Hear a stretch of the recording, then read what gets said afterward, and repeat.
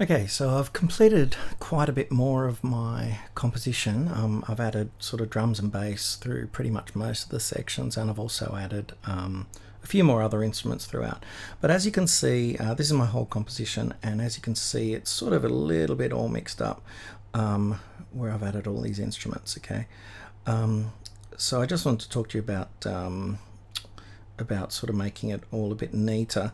One thing that's really good is to have tracks from the same section together, right? So for example, first thing I'm going to do is I'm actually going to drag the intro loops, which are of course these two loops here, the float beat and the hardwired synth bass.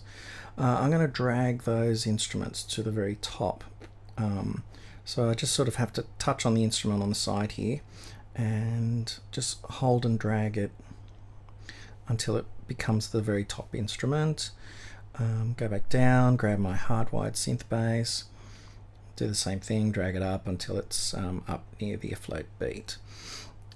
And now when I go back to all my sections, you can see that they're nicely sitting at the top. My next section, which is all the B section, which is all of my verse instruments or loops, that's all layered together.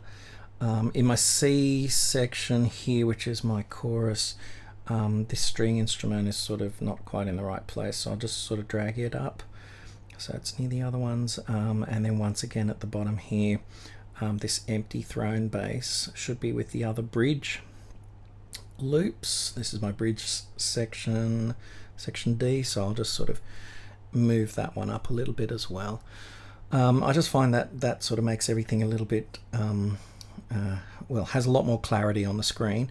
The other thing you'll notice as well is that whenever I've added a new loop, I've always added it below all the other loops that are on the screen, so that each loop has its own, or each track has its own line that it goes across the screen with.